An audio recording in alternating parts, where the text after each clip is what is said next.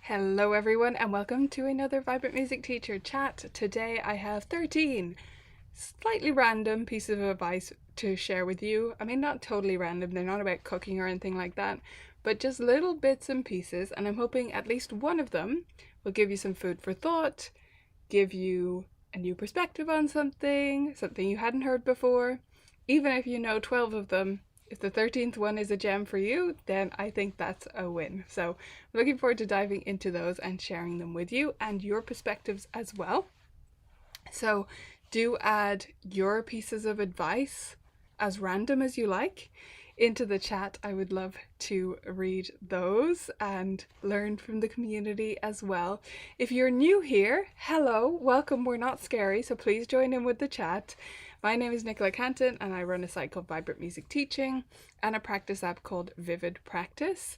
And each week we meet here on YouTube to commune, to share with each other, to talk about music teacher topics and have a lot of shop talk. We have an event coming up soon.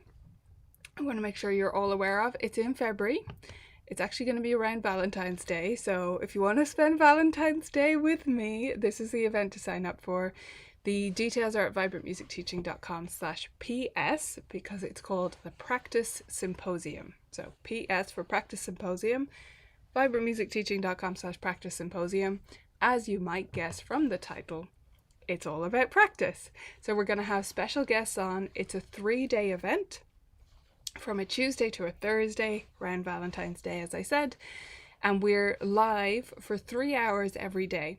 So the way these events work, if people watching are familiar with the Teacher Turbo Boost that I've done before, it's similar to that. This is just 3 days instead of 5, and it's all about practice, but it's a similar structure. So the first 2 hours, you'll have a live stream video like this, but on a little bit of a different platform, and you'll be able to participate in the chat. You don't have to watch that live, you can catch it on the replay. And during that live, there'll be sessions from me and also from guest experts who are joining us. I'm so excited to have them sharing their perspectives on practice. And across the 3 days, we're really following a student's practice journey. So the first day is going to be all about routine and getting that going. And then the second day is about the variety in their practice. And the third day is about them taking ownership and really taking the ball and running with it themselves. So we'll be going through that process so we can see how practice develops and therefore how we can best help our students with practice.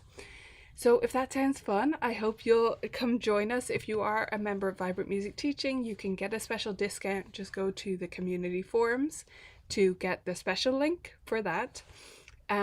But either way, I think it's a very reasonable price for 3 days of live events. So each day is 2 hours where I do a live stream with our guest experts and myself. And then we have a 1-hour Zoom where you get to talk to other attendees about what you learned and really consolidate that. And also just have fun, have the chats with other teachers. I'm really looking forward to that. It's coming up so soon at this stage. So that is in February. But right now, today, we're talking about random bits of advice. So let's dive into that. So today I have 13 different pieces of advice to share with you. These cover a huge range, but most of them are actually small things that if you make that tweak in how you think moving forward, you can make a big difference to your teacher life, to your life in general. But I don't want them to become overwhelming. So before we get to any of them, I want to remind you of our little motto around here, which is JDOT. Just do one thing. I'm going to give you 13 things. That's too many to do at once. I give lots of options because some of these things you might have heard before or figured out for yourself or whatever. But I just want you to take away one. So as I go through the list, start to think about which one that is for you, and I want to hear it in the chat. If you hear one and you're like, that's my one thing for today, shout it out, let us know what it's going to be and which one of these pieces of advice you're going to take me up on. So before we go any further, center, JDOT. Okay, and let's keep going. So, piece of advice number 1. This is about transfer students, but it's not about transfer students coming to you from another teacher. No. I want you to pretend transfer students are something we all talk about a lot, right? But I want you to pretend that your students are transferring to you. So if your students were to come to you as transfer students, how would you feel about that? What would you feel they were lacking, or what would you feel they were really strong on? What approach would you take to them if they were transfer students? Because sometimes we get into a rut with our students because we know them at this stage. We have a relationship. We have certain patterns that we're in with them. And we need to step back and say, okay, if I just met this student today, how would I help them? Now, our knowledge of them, our relationship with them should be mostly helpful. But sometimes we need to take that fresh perspective. And I think pretending our students transfer to us is helpful for that. It's also helpful for having a little bit of a broader perspective on the transfer students you do get. Now, I do have some transfer students I've had who have had a bunch of them from the same place. I would never name the place, but from the same place or the same teacher near me, and they all come with the same issue.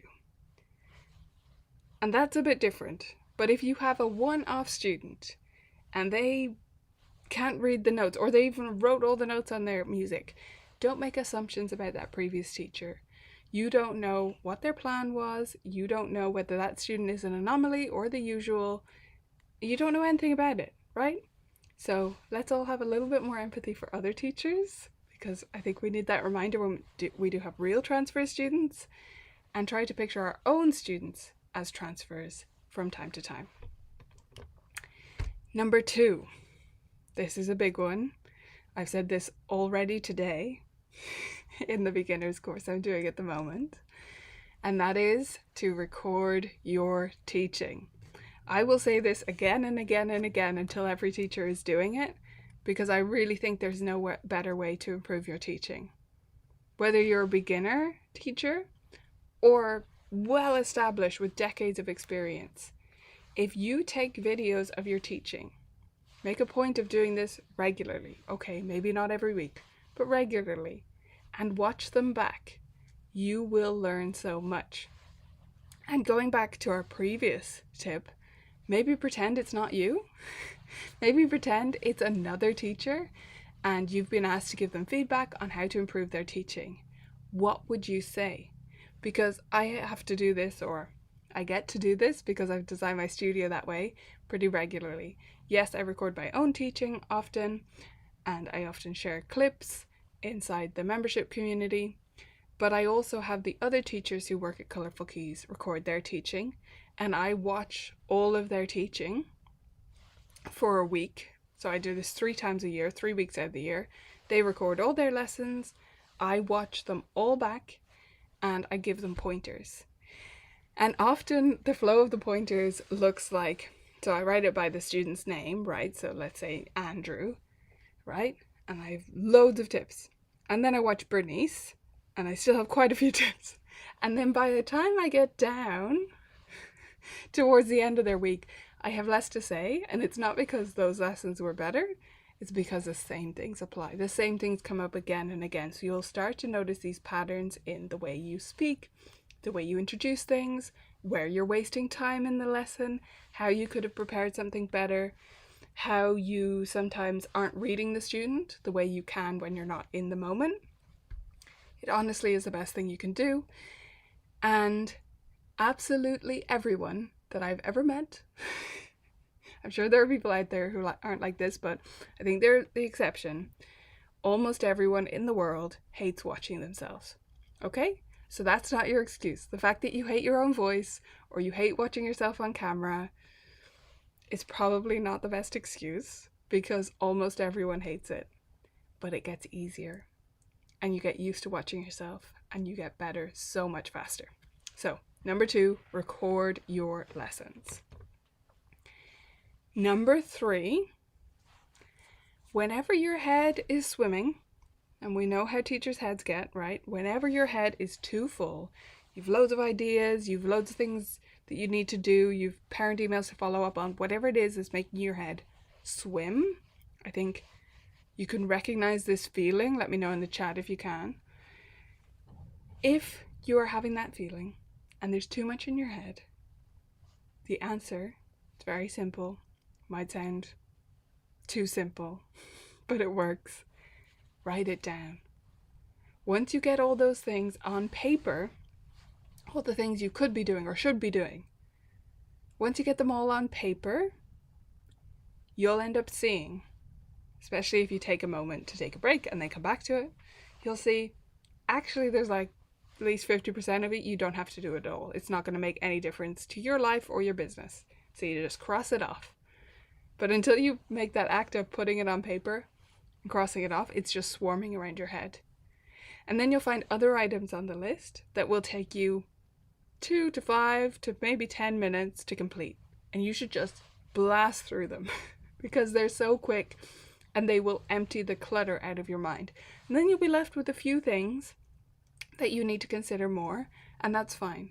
But anytime I feel overwhelmed or even a little bit manic, like a little bit like there's too much I could be doing, even if it's fun things, writing them all down, looking at it as a big list of things helps me to step back and consider what I can make a priority, because you can't have 10, 20 priorities. Number 4. Okay, if you are repeating a task, almost any task, if you're doing something and you're doing it the same way or a similar way over and over, you should not be doing it. That's the world we live in now. There is probably a way for a computer to do that. And yes, it might cost money.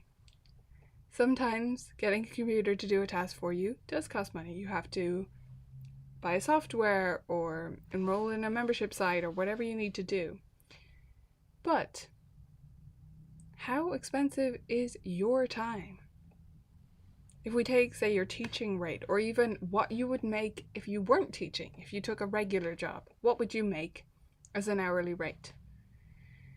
Because the chances are that computer can do it cheaper than you. You're just not recognizing your own time as being worth the same. So anytime you're doing something repetitive, it's not the best use of your brain, of your time in most cases. And there's probably a way for a computer to do it. And if you can't find one, just post in one of your teacher communities, whether it's our member forums or a Facebook group you're part of, and ask if anyone has a better solution to it. Okay, number 5. This is a simple one. It's to get listed on Google Business. A surprising number of teachers still aren't on there. And this is one of the simplest things you can do to market your studio. So even if you don't have a website, you can still get listed on Google Business. If you do have a website, even better. This is the easiest way to show up close to the top of search results for your area. So if somebody Googles piano lessons Scranton, do you show up at the top?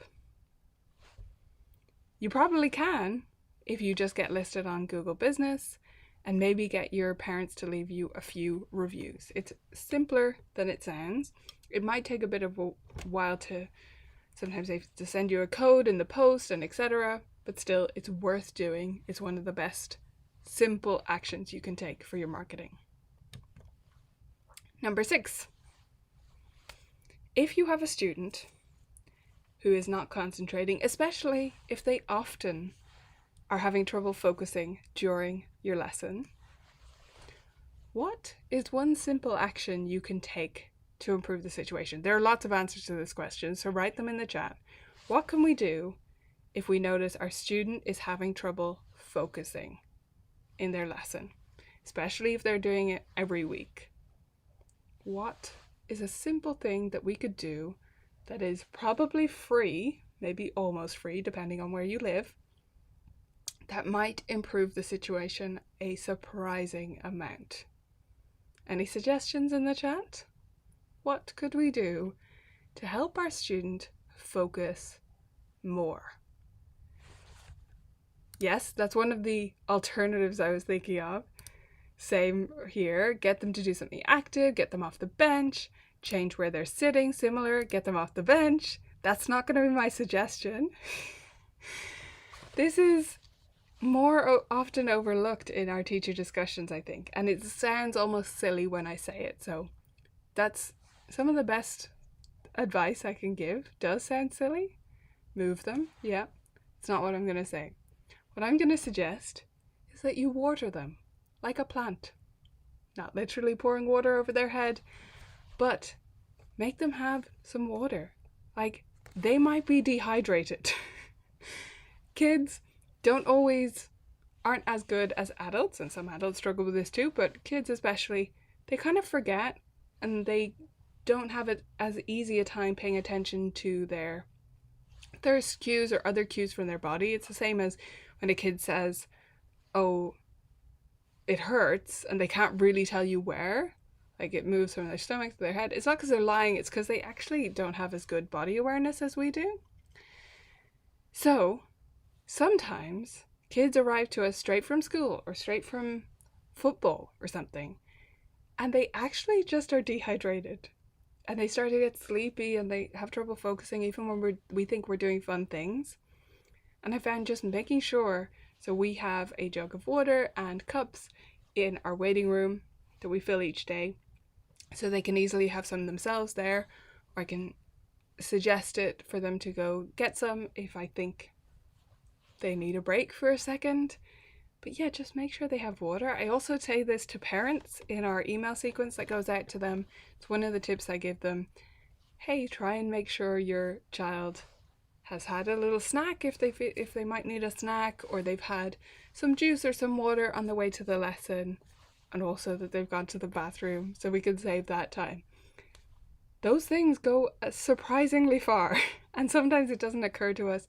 I think especially because we're not teaching a sport, but they do have to move in piano, and even if it wasn't physical, they could just be dehydrated when they come to us. Great other suggestions coming in the chat. Let me know. We're at 6, so we're almost halfway now.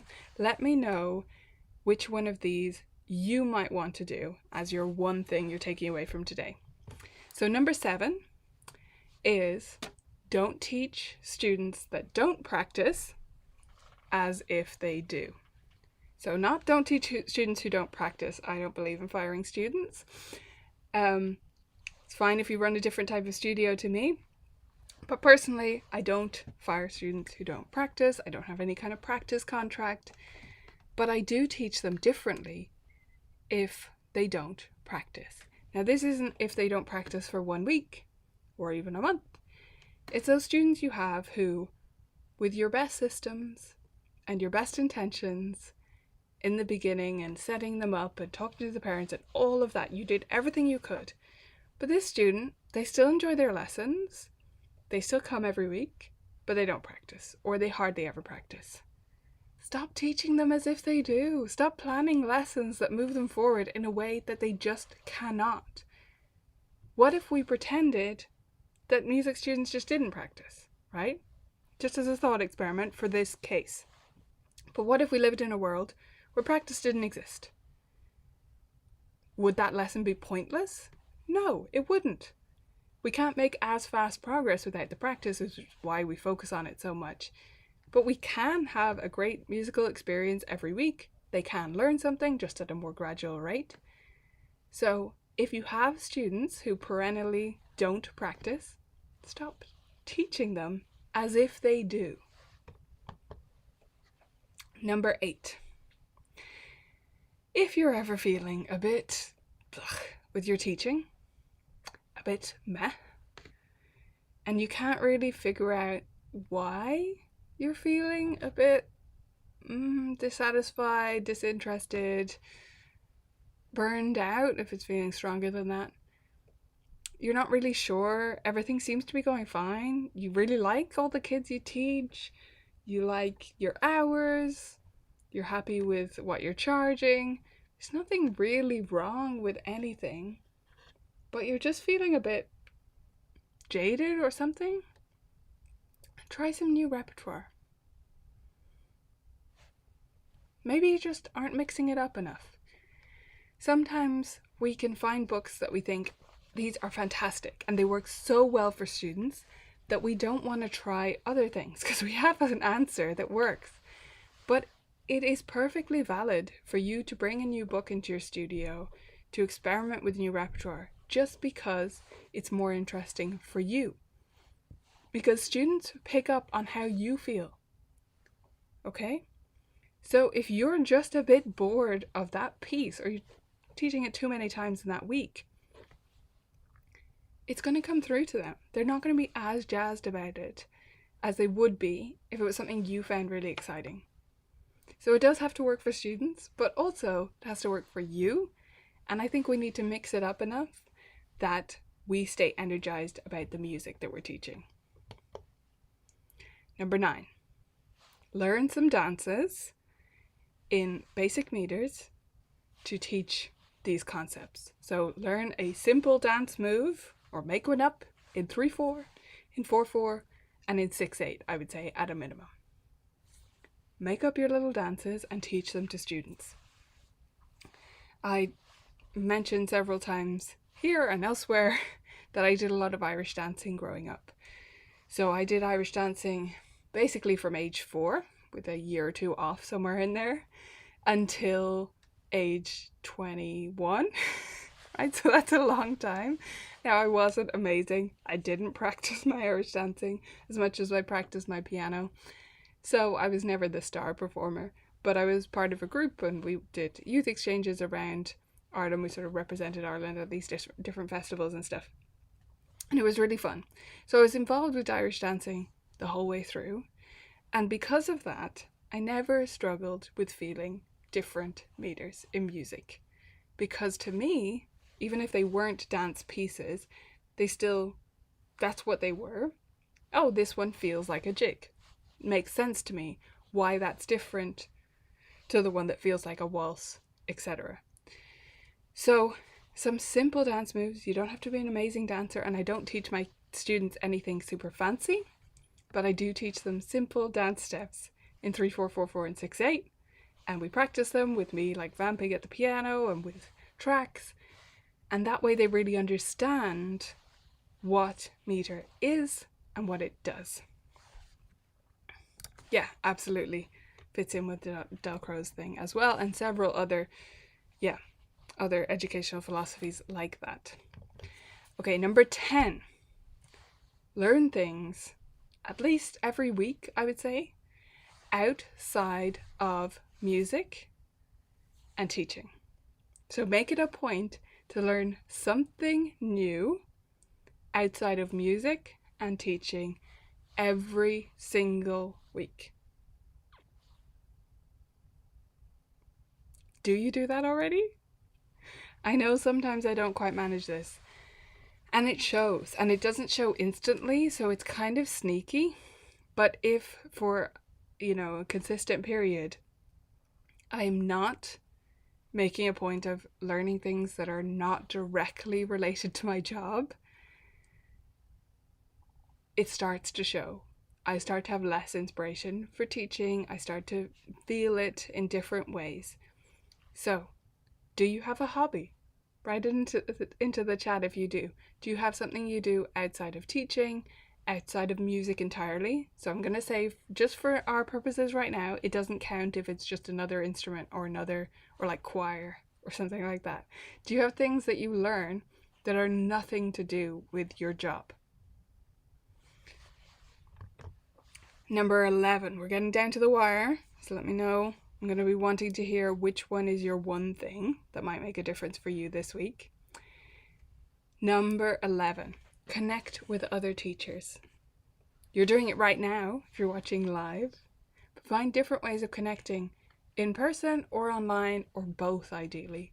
So if you have the opportunity, if you're able to attend conferences, whether they're local ones or national, international ones. I will be at MTNA in March, for example, and it makes such a difference, honestly, because we're so isolated. Even if you're like me and you have a couple of other teachers working for you, that's very different to talking with peers and with colleagues, because I'm their boss, we have fun chats together and that's great, but it's not the same as meeting with other teachers who are also running their own studios, for example.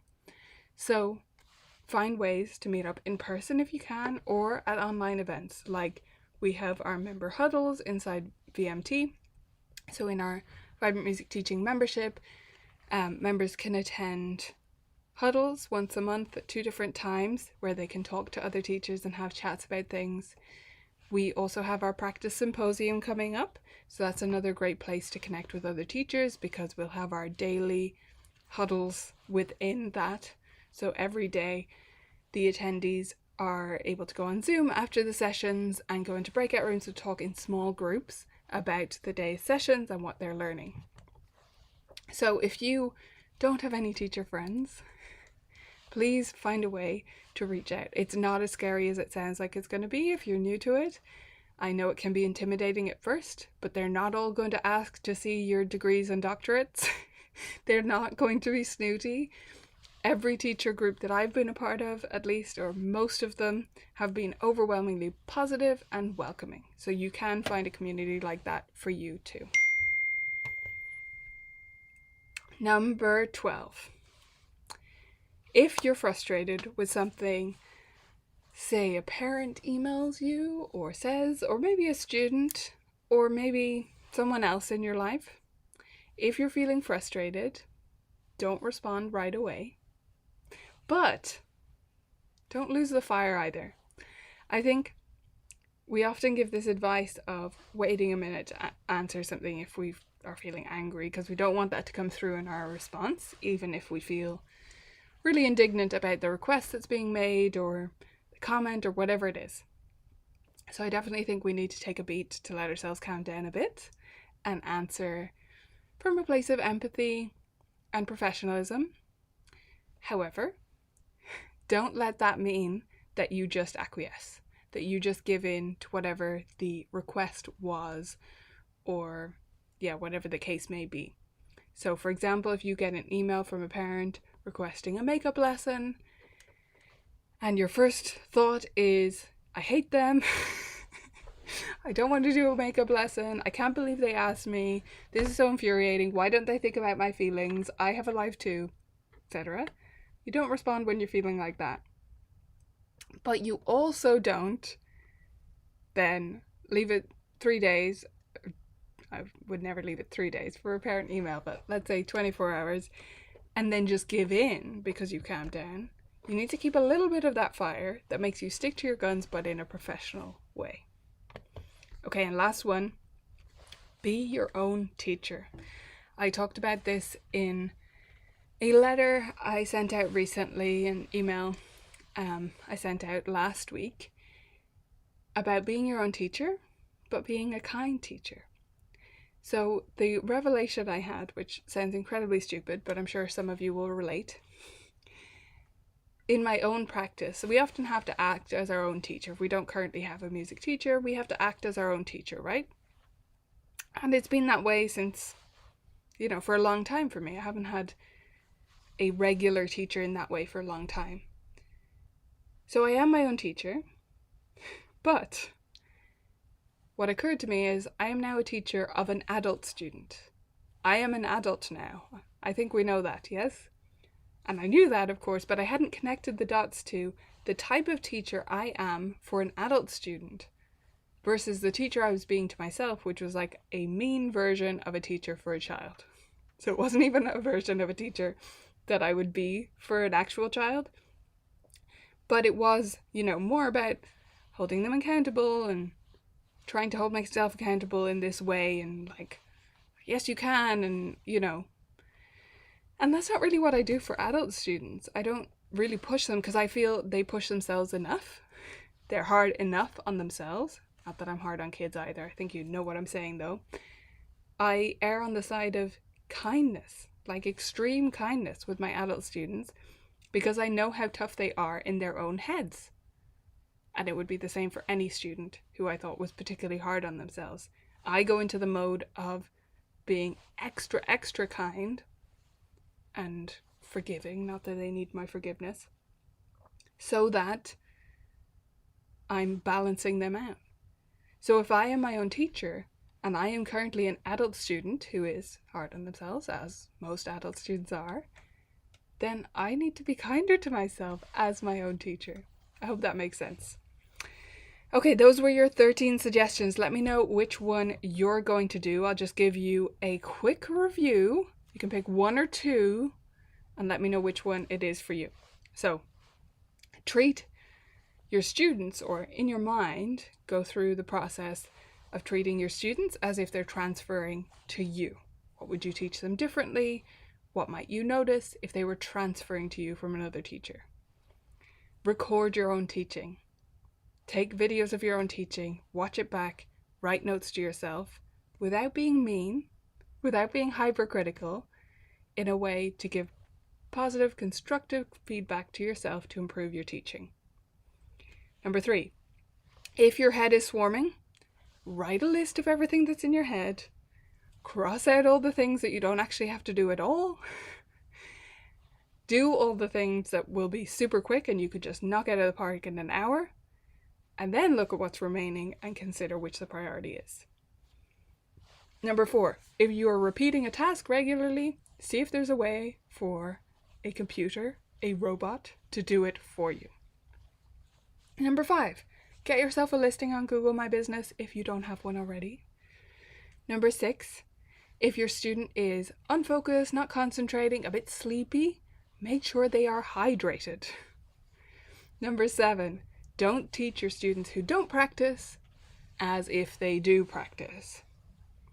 Number 8, find some new repertoire for yourself whenever you're feeling a bit blah and you can't figure out why. Number 9, learn some dances in 3, 4, 4, 4, and 6, 8 to teach meter. Number 10, learn some things every week outside of music, outside of teaching, outside of your profession. Number 11, connect with other teachers, in person, online. Find a way to have real one-on-one group chats with teachers. Number 12, if you are frustrated by some communication you've received, take a minute to reply, take a few hours to reply, but don't lose the fire that gives you the conviction to hold up your boundaries. And lastly, if you're being your own teacher to yourself, you don't have one, be a kind teacher to yourself. So there's a full list. Let me know which one you're going to do. I'm just catching up with the chat. Juliet said number 9, the dance moves sound fun. I currently use a large ball to show the different meters: bounce, catch, throw up in the air for time, for example. Yeah, so earlier someone asked for what are the dances. I'd say the easiest place for you to start with this, I think it was Laura, was it Laura? I'm not going to find the comment again, but we have a resource inside Vibrant Music Teaching. What's it called? I'm blanking on it right now. It's a movement activity that I think is a great way to get into this if you don't like dance yourself. I will think of that later. So that's really vague, but if you look up the rhythm section, yeah, you should be able to find one. It's one that works particularly well on a screen as well. Oh my gosh, sorry, I'm totally blanking on the name. It will come to me later. Number 4, automation. Yes, find ways to automate things. Rachel said 10 and 13. So learn things outside music and teaching, be your own teacher. So it's all about enriching yourself, right? I think that's so important. Fill your own bucket so that you can continue to fill others' buckets, right? You can literally make them up. So I'll explain as best I can. We're not looking at my feet, which is why I was like, it's better to look at this. resource inside Vibrant Music Teaching, except I can't remember the name, so that's useless. This is live video, everyone. Okay, so for 3/4, you're just going to do step, side step, and then step, step on the spot. That's a basic wall step. That's all that is. Step, step, step. So right, left, right. I'm not being your mirror. So 1, 2, 3 like that. But I would actually start it with just a sway. So you're listening to the music and you're just doing the 1, 1, 1, and then you add the 2 steps in between. Does that give you a good example? And then for 4/4, you can just do marching in the beginning. You could do that for 2/4 and 4/4 for beginners. Or you can do, what I actually teach my students is what we in Irish dancing call a 1, 2, 3, because they've normally done it in school as well. So I'll try to explain that. So 1, 2, 3 starts with a hop. That's where the 4 comes from. So you go hop, 1, 2, 3. So the 1, 2, 3 is the same as before. I do it side to side with my students, but the first one is a hop, 1, 2, 3. Hopefully that makes some kind of sense. But you can literally make it up. Like you could do, if you're more comfortable doing it with your hands, you can do that as well. 1, 2, 3, right? And make up different moves like that as dances. Hopefully that helps somewhat. Yes, fresh take on current students. And number 11, which was connect with other teachers, definitely really important. Fresh ideas, and also commiseration sometimes, or affirmation that, oh, I'm actually doing pretty well at that. Like they're having this struggle. I remember I used to struggle with that and I've totally forgotten about it, but I've improved so much since then, right? Water break, absolutely. 7, which was don't teach students that don't practice as if they do. It's not the sea creatures. I'm so sorry. Laura, I thought it was you. I'm going to find it and send it to you directly after this because my brain is just... It's an absolute favourite of, like a long time favourite of a member of our team, Carmen. But she's not here right now, so I can't ask her for help. If she was, I'd be like, Carmen, what is it, your favourite rhythm one? Okay. Oh, yes, Juliet! Thank you, that's what I was trying to say. Time to jive. Thank you for coming to the rescue. My brain just broke. I was like, something to do with dancing, time. I had nothing. Thank you, Juliet. So, time to jive is the VMT resource I was talking about. Margie, so we can both enjoy the music. Yes, enjoy the music. Don't focus on, did you practice? Like, repeating the same lesson because they didn't practice. Let's just enjoy it. Let's have a lovely lesson regardless. Reading every day, yes. You know, that's one of my things, actually. I'd gotten out of the habit of reading non-fiction.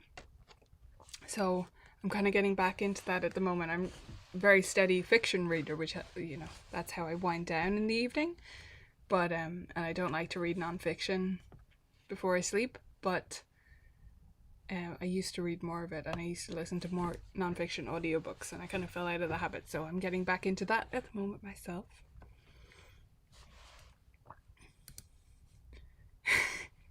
Yeah, nodding your head is good. I like things that identify the strong and weak beats, so that's why I'm talking about dance moves, because if you have like a 1, 2, 3, you feel the meter rather than just the beat. The beat is really important, like that's the foundation, but when it comes to teaching the meter, we need to feel the strong and the weak and the feeling of how you would dance to it. Thank you. Serena's talking about my Henry. Those not in the UK and Ireland find this really bemusing, I have found. So yeah, it's a vacuum cleaner. He's called Henry. He's very popular over here, and I'm not going to say he has a cult following, but it's kind of like a thing. Anyway, this was a gift from a friend of mine, and I think it's amazing. Our Henry's actually green though, because he's the special pet one, which is green. Okay, on that irrelevant note, we're going to wrap it up here for today, everybody.